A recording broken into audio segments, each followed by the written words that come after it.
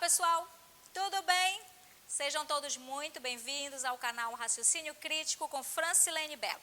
Bem, hoje o nosso bate-papo é sobre atendimento inicial ao doente traumatizado, nosso famoso ABCDE do trauma.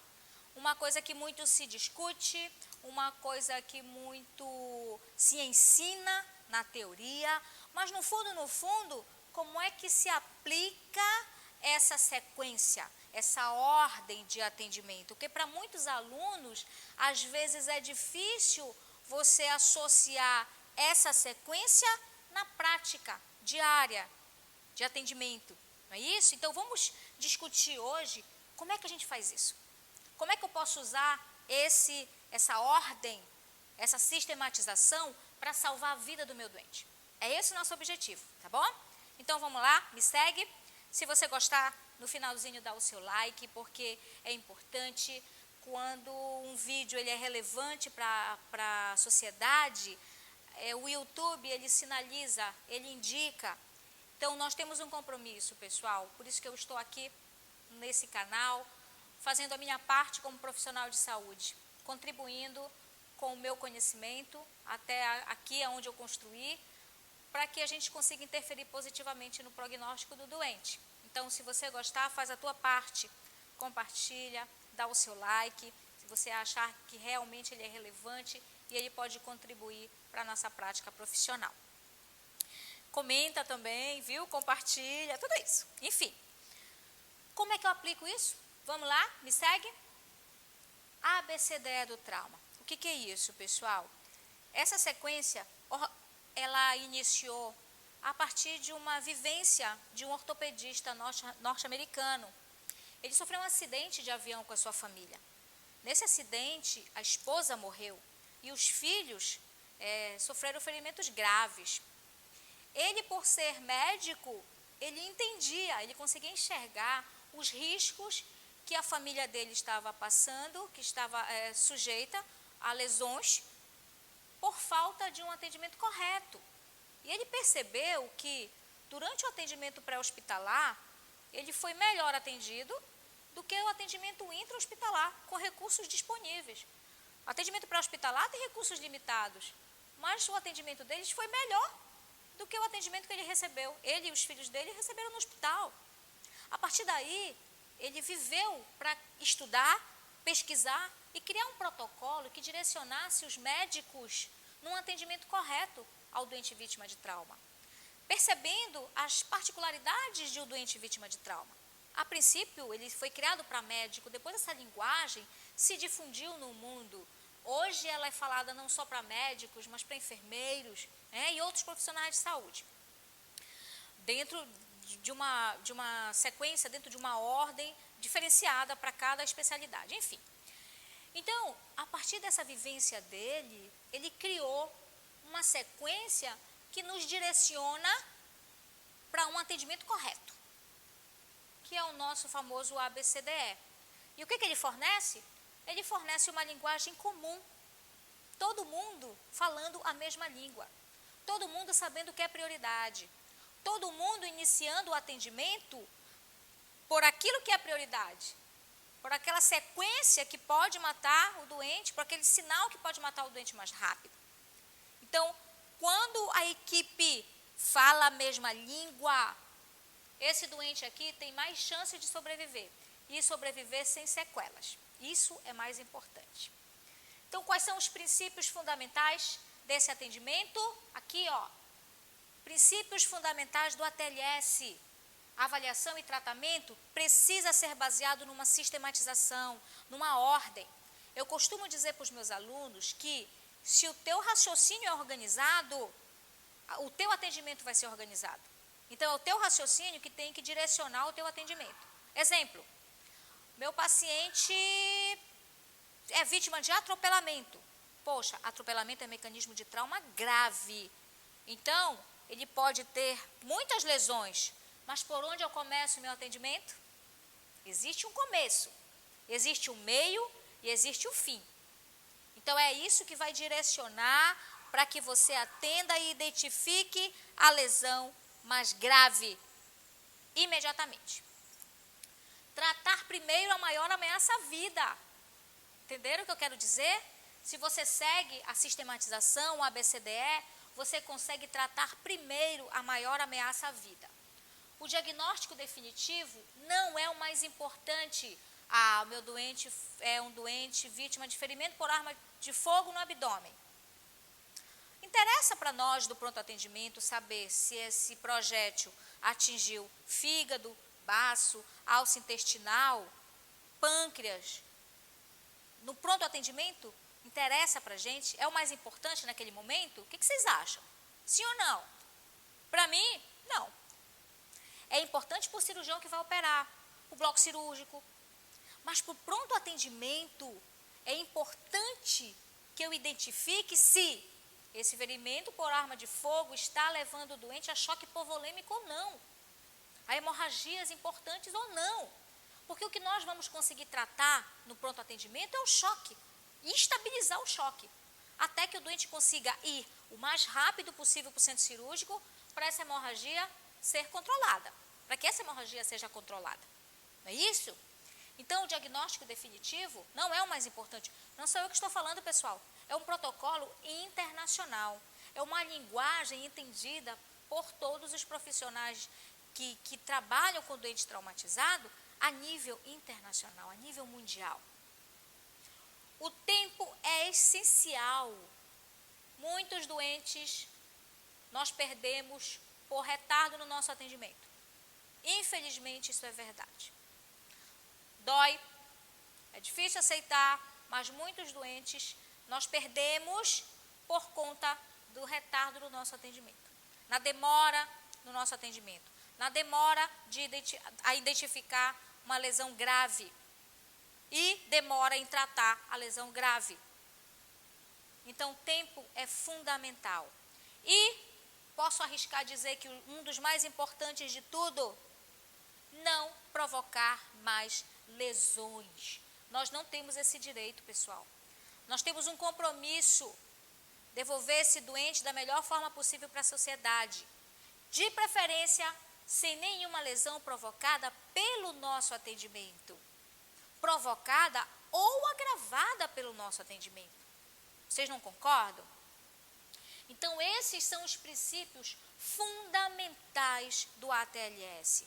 Princípios fundamentais que, a partir de uma realidade, já mostrou que tem resultado a sobrevida dos nossos doentes vítimas de trauma. Aumentou muito depois que a linguagem do ATLS foi criada, foi aplicada no dia a dia das urgências e emergências. Nós não podemos fechar os olhos para isso. Ele funciona, ele tem resultado. Nós conseguimos salvar vidas se nós seguirmos essa sequência organizada do atendimento. Então, para você médico, para você enfermeiro, vamos aplicar isso no nosso dia a dia, na nossa prática profissional e vamos conseguir salvar mais vidas? Essa é a nossa obrigação. Então, o que é essa sequência organizada? Esse é o meu direcionamento. Esse é o meu direcionamento.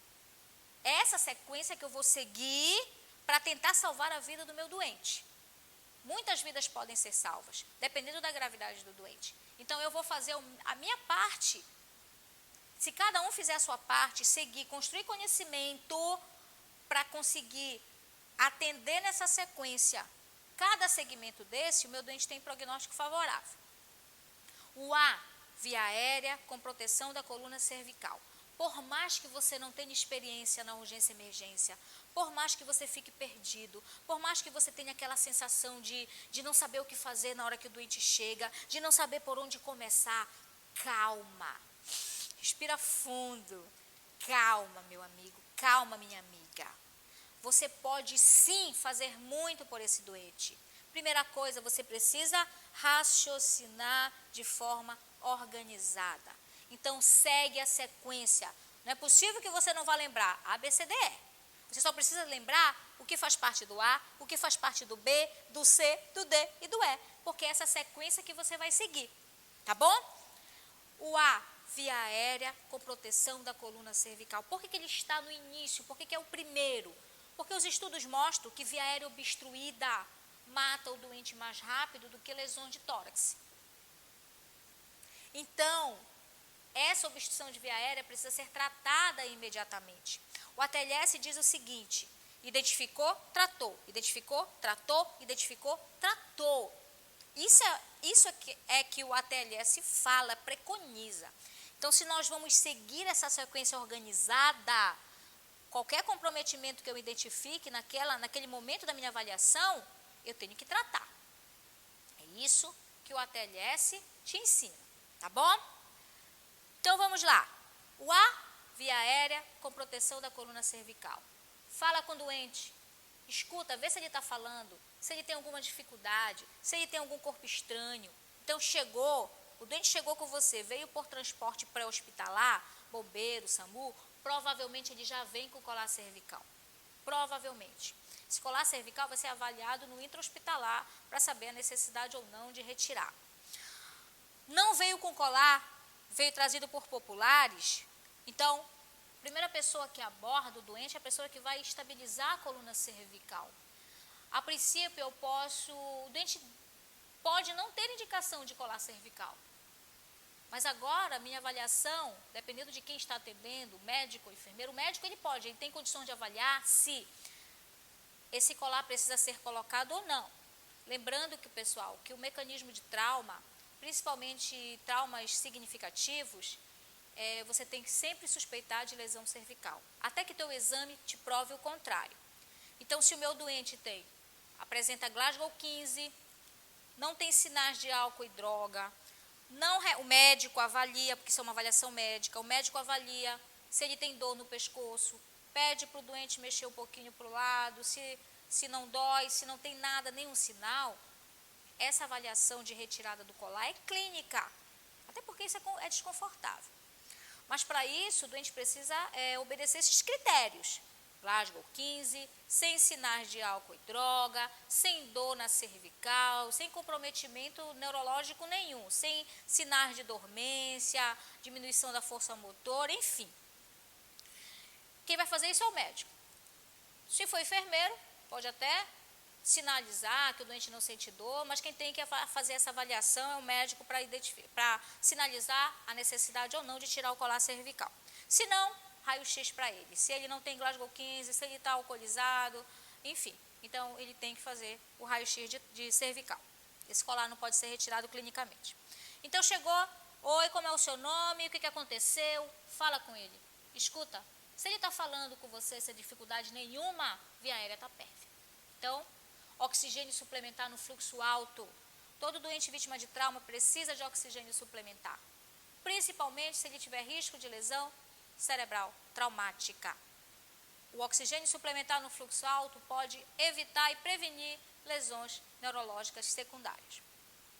Isso a gente vai ver depois no D.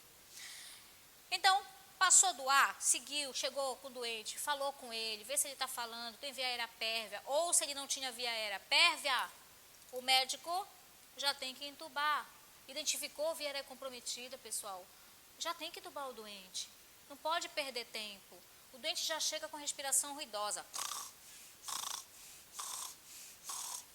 Gente, no trauma, não precisa nem pensar duas vezes. O doente com essa respiração já tem indicação de intubação orotraqueal. E é isso que nós precisamos priorizar. Então, o doente tem respiração ruidosa, opa, não pensa duas vezes. Ambu, máscara, guia, um tubo orotraqueal, precisa de guia, pessoal. Dependendo do malampate desse doente, que é a dificuldade de intubação, que é a anatomia da pessoa, essa intubação pode ser muito difícil. Então, urgência e emergência é sinônimo de guia no tubo. Ajuda o teu colega, ajuda o médico a conseguir uma intubação o mais rápido possível. Malampate 3 e 4, muitas vezes é difícil, ele não vai conseguir intubar se ele não tiver o guia. Isso vai ser uma outra aula que a gente vai discutir em outro momento. O importante é entender que urgência e emergência significa guia no tubo orotraqueal. Ou tubo orotraqueal com guia, ok? Laringoscópio, o médico vai intubar o doente, pronto, ventilou o doente, avalia. No ar, você já pode pedir o oxímetro de pulso. Avalie a oximetria de pulso, vê como é que está a saturação. Então, você está aqui. Pessoal, lembrando que, o médico está aqui, o enfermeiro está aqui, providenciando a desobstrução de uma via aérea, o técnico já está lá, tentando controlar algum sangramento, mas o meu raciocínio organizado, tanto do médico como do enfermeiro, já está aqui para desobstruir via aérea. Bem, meu paciente foi vítima de atropelamento, então ele pode ter lesão de tórax, não pode? Atropelamento é lesão grave, é mecanismo de trauma grave. Então, eu posso pensar em todas as lesões. Então, agora eu vou para o B. Depois que eu saí do A, resolvi o A, desobstruí via aérea, coloquei o oxigênio suplementar no fluxo alto, agora sim, o A está resolvido, o dente já está saturando melhor. Vamos para o B.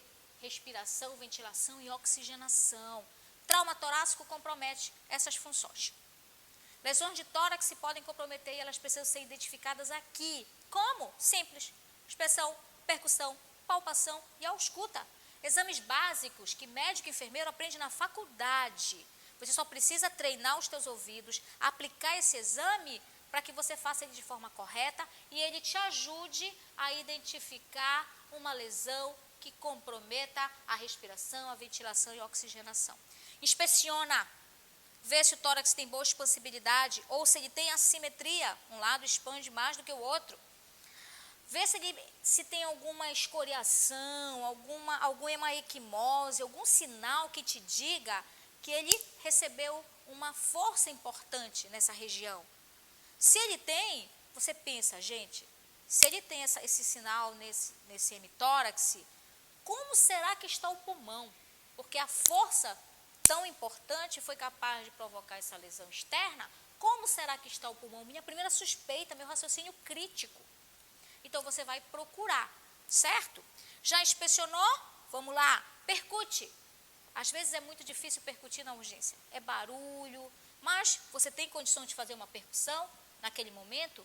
Percute ápice, percute base, vê se ele tem alguma alteração. Maciçez, timpanismo. Maciçez significa que pode ter sangue. Timpanismo significa que pode ter ar. Pneumotórax. Se você sinalizou, identificou esses sinais, e o teu doente, que pode não estar entubado, tiver desconforto respiratório, tem que ser providenciado uma drenagem torácica imediatamente, pessoal. Se for médico, vai querer drenar, vai precisar drenar imediatamente. Lembra que eu falei do ATLS? Identificou, tratou, identificou, tratou, identificou, tratou. Então, identificou o hemotórax, o pneumotórax, tem que ser drenado imediatamente. Não tem médico, o médico está ocupado avaliando outro doente, o enfermeiro que está fazendo essa avaliação. Lembrando, o médico, ele identifica o diagnóstico, pneumotórax, o hemotórax. O enfermeiro, ele identifica sinal, timpanismo, maciçez, que é sinal de lesões, pneumotórax e hemotórax, só para a gente entender o papel de cada um nesse contexto. Então, percutiu? Tem alteração? Então, pronto, sinaliza já. Palpa. Um trauma grave, o doente pode apresentar crepitação, enfisema subcutâneo. Opa! Se existe crepitação, se existe enfisema subcutâneo, risco muito grande do doente apresentar ou várias lesões. Fratura de costela. Pessoal, não é fácil fraturar um osso. A partir do momento que um osso foi fraturado, significa que houve uma força muito grande aplicada nesse tórax. Qual é a consequência dessa força para o pulmão? Então, esses exames estão nos direcionando para que eu perceba a gravidade da lesão e priorize ela. Por último, vamos auscultar. Auscultar ápice, auscultar base. Auscultar ápice, auscultar base. Vê se o murmúrio vesicular está diminuído. Poxa, vamos citar um exemplo. Você já identificou que ele tem uma equimose importante em hemitórax direito. Você já percutiu, percebeu a alteração. Você palpou, tem crepitação e enfisema. Aí quando você ausculta, murmúrio vesicular diminuído. Gente, é simples, o raciocínio é óbvio, tem lesão. Hemotórax ou pneumotórax, precisa ser tratado imediatamente. O doente não está descompensado, tem como fazer o raio-x? Ótimo, está na dúvida, isso é normal. Para isso existem exames complementares. E o raio-x de tórax está aí para nos ajudar. É claro que o doente só vai para o raio-x se ele estiver estável. Ok? Estável. Então, essa inspeção, percussão, palpação e ausculta direciona o teu atendimento para identificar uma lesão de tórax. É simples. Tanto para você médico quanto para você enfermeiro, ok? Vamos seguir? C, circulação, com controle da hemorragia, pare o sangramento.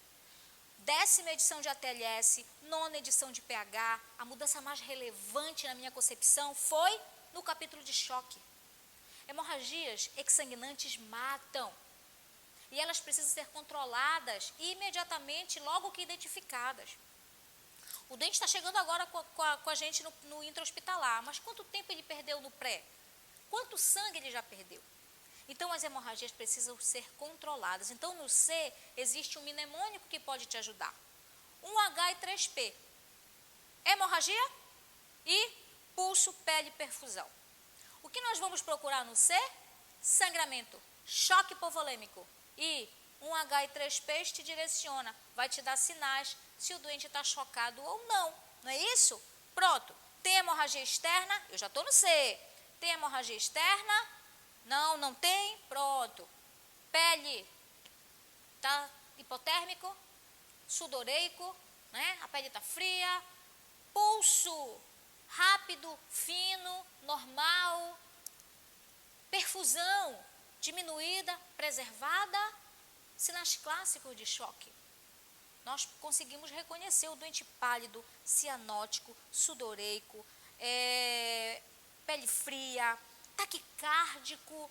Todo doente taquicárdico no trauma, até que te prove o contrário, ele está sangrando em algum lugar. É esse o teu raciocínio crítico. Se você examinou e ele não tem hemorragia, nem externa nem interna, ótimo, ótimo, beleza. Mas teu raciocínio crítico para um doente chocado, para um doente taquicárdico no trauma, é que ele pode ter hemorragia. Se você é suspeita do pior, você vai procurar o pior. Não achou? Legal. Maravilha para o doente. Mas, se você encontrar, você já tem que direcionar o teu tratamento. Seja cirurgia ou não. Então, eu vou só voltar aqui, porque quando você estava no B, você já pode aproveitar e fazer a ausculta cardíaca, que é, didaticamente falando, o final do B e início do C, não é? Pronto. Fez a ausculta cardíaca, bulhas cardíacas normofonéticas, rítmicas, ótimo. Então, vamos continuar o C. Vamos dizer que o teu doente apresenta sinais de choque hipovolêmico, mas não tem hemorragia externa, só pode ser hemorragia interna. O doente está taquicárdico, sudoreico, pele fria, pálido. Gente, ele está sangrando em algum lugar, isso é óbvio. Basta encontrar agora o local do sangramento. Para ele estar descompensado, principalmente se ele tiver perdido, se ele tiver hipotenso, significa que ele perdeu já mais de 30% da sua volemia. É muito sangue. Então, ele pode estar sangrando internamente. Se ele tem muito sangue perdido, ele só pode estar guardando em locais que conseguem guardar muito sangue. Então, é difícil identificar o local do sangramento, o local da hemorragia interna. É difícil? Não, não é. Porque se ele está descompensado, significa que ele já perdeu muito sangue.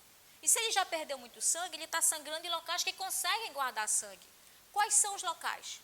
Tórax, abdômen, pelve ou fêmur. Então, não é difícil, nem para o médico, nem para o enfermeiro identificar isso. Então, já fez a percussão? Já auscultou? Já fez raio-x? Não tem hemotórax? A ausculta pulmonar está normal? Então, ele não tem nada no tórax. Abdômen, como é que está o abdômen? Distendido, tenso, doloroso? Opa, pode ter sangue.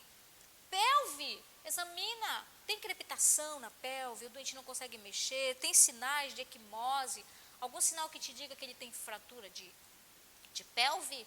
Pronto, desconfia da pelve, da hemorragia na pelve. Ou, se for fêmur, como é que está a deformidade desse fêmur. Ok? Então, vamos lá. C. Vamos continuar? Então, nós já identificamos que o doente não tem hemorragia externa, mas pode ter suspeita de hemorragia interna. Pronto. Se eu suspeitei, vamos pensar de outra forma agora. Você examinou, ele está chocado, tem sinais de choque, mas você não conseguiu identificar o local. Isso se chama choque de ponta não palpável. Significa que não consegue identificar alterações que te levem a pensar em sangramento no local X. Nesses casos, a maior chance é de ser abdômen. O abdômen ele pode guardar sangue sem ter repercussão clínica. O doente não sente dor. Então, para isso, o médico vai fazer um raio-x, uma ultrassom, um ultrassom FAST, para identificar se existe ou não sangue no abdômen. Hoje não se faz mais laparotomia exploradora branca para diagnóstico, não. Hoje o doente ele só vai para o bloco cirúrgico fazer laparotomia se realmente tiver certeza que ele tem sangue no abdômen. Ok? Pronto, então C, eu já me direcionei na circulação. Como é que está a circulação dele? Está bem, fazendo uma boa perfusão orgânica, tem sangue suficiente. Lembrando o que, pessoal? Lembrando quantidade de volume, cuidado, cristalóides. Hoje o protocolo te diz, no máximo, 1000 ml de cristalóide, de Ringer lactato. Se o teu doente não melhora com esse volume, você já precisa pensar em sangue. Essa conduta, ela pode prevenir muitas coagulopatias, que são as complicações que podem acontecer com o doente quando o doente recebe um volume de cristalóide excessivo. A gente pode até salvar a vida dele naquele momento, mas lá na frente ele complica. Ele não evolui bem.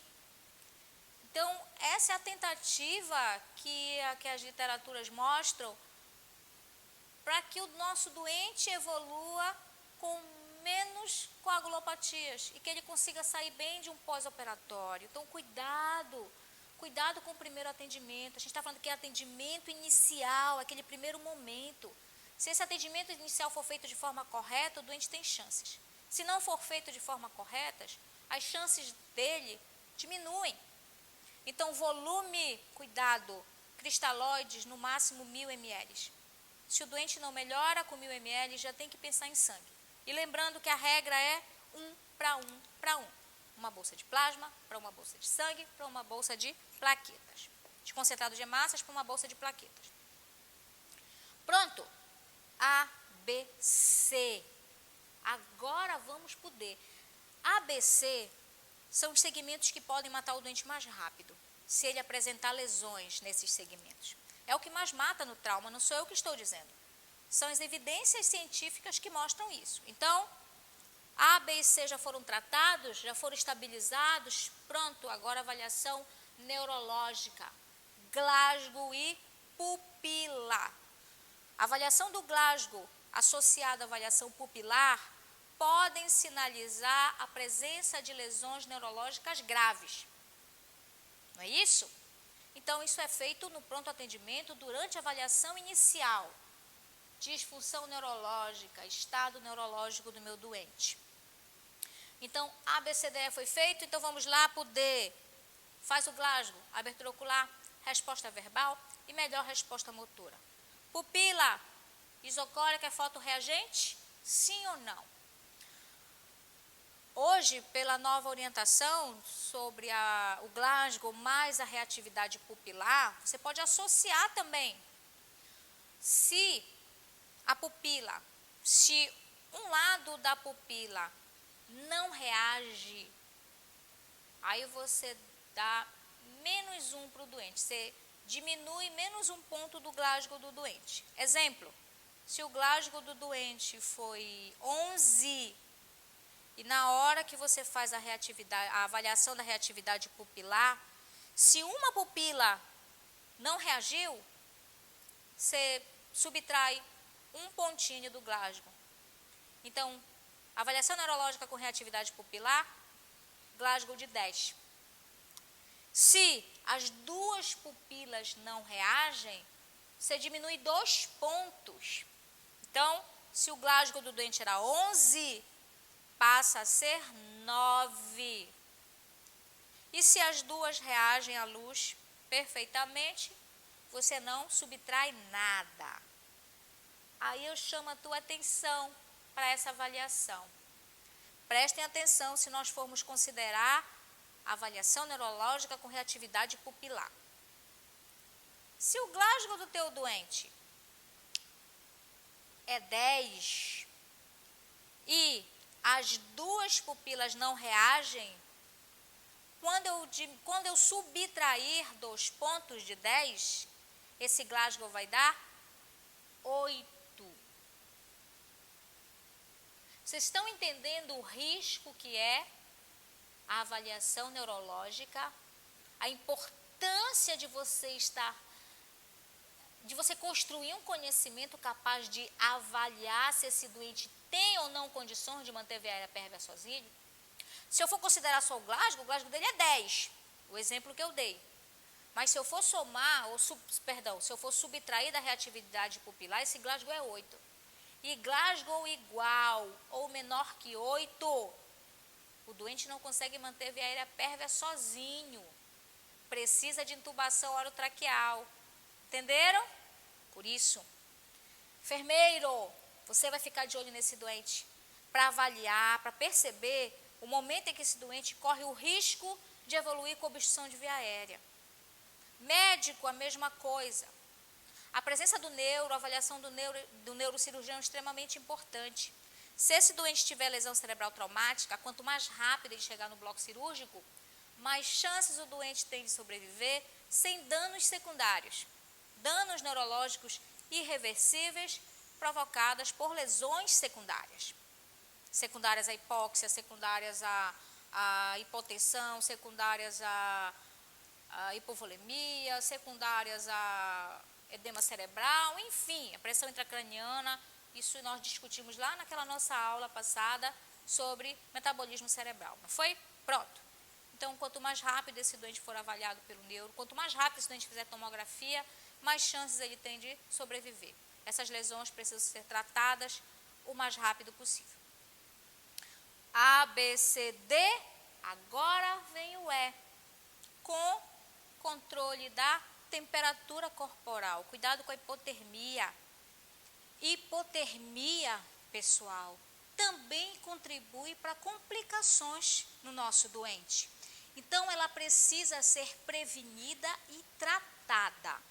Então, agora, no E, nós vamos expor o doente, nós vamos fazer avaliação externa, nós vamos retirar a roupa, procurar outras lesões que não foram identificadas até então. É o momento, se o doente estiver estável, é o momento de fazer o rolamento. Com muito cuidado, pessoal. Lembrem-se, o rolamento precisa ser também em bloco. Então, alguém estabiliza a coluna cervical do doente. 3 pessoas, um na cervical, um no tórax, um na pelve e membros inferiores. Então, ao comando de quem está na cabeça, esse doente vai ser rolado, vai ser girado. Então, no 3, girar o paciente. 1, 2, 3. Faz o rolamento, avalia o dorso. Vê se existe alguma lesão que não foi percebida durante a avaliação primária até o momento. Depois, devolver o doente no 3. 1, 2, 3. Volta com o doente para a posição decúbito dorsal. Então, é esse o momento que eu vou procurar outras lesões que até então não foram identificadas.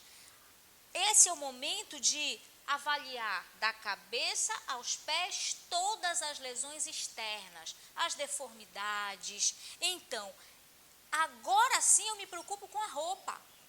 Agora essa roupa vai ser cortada.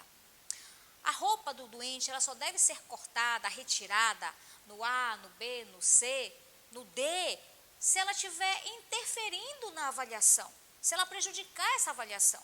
Se não, pessoal, deixa a roupa do doente, não perde tempo. O nosso tempo é precioso e ele precisa ser utilizado para procedimentos que vão salvar a vida naquele momento, que vão interferir positivamente no prognóstico do doente naquele momento. Então, roupa do doente só é para ser retirada lá na exposição, lá no ok, pessoal? Então, pronto. Então, agora que ele está estável, vamos retirar a roupa, fazer a avaliação céfalo-caudal e procurar as lesões externas. Nunca deixando de se preocupar com a hipotermia, prevenindo, cobrindo o doente, ok? Lembre-se, em muitos locais, em muitas unidades de urgência e emergência, existe resfriamento central, então alguns são frios. O nosso doente, ele vai ficar sem roupa, então tem que ter cuidado, tá? Cobrir o doente, deixar sempre, preservar sempre essa privacidade, ok? Pronto. A, B, C, D e E. Agora sim, acabou o meu exame primário. Agora é o momento de eu me preocupar com outras coisas, com outros fatores. É o momento do exame secundário. Agora sim, é um exame mais detalhado. Eu vou falar com o doente, vou perguntar outras coisas, se ele é alérgico, se ele estiver consciente, claro. Se ele tem alergia, que horas ele alimentou, vou colher a história do doente, né? O sampla, enfim. Então, depois dessa sequência organizada, desse meu raciocínio, eu, com certeza, se você fez corretamente e o doente apresenta alguma lesão, mais grave ou menos grave, você identificou durante o exame primário, eu tenho certeza. Então, é isso que o ATLS te orienta. Examina o doente numa sequência organizada, priorizando quem é prioridade, que você consegue identificar e tratar as lesões mais graves. Ok, pessoal? Deu para entender como é que se aplica esse exame primário no nosso doente vítima de trauma? É simples, não é? É simples sim. Basta nós termos tranquilidade, raciocínio crítico, conhecimento e, acima de tudo, iniciativa para começar a atender esse doente e procurar as lesões que você está suspeitando. Ok? Então, muito obrigada pela atenção de todos. Se gostou, lembrando, vai lá, dá o seu like, compartilha, comenta, coloca as suas experiências também, alguma coisa que você tenha vivido na prática.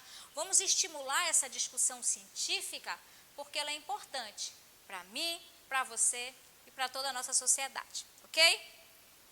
Grande abraço e obrigado pela atenção.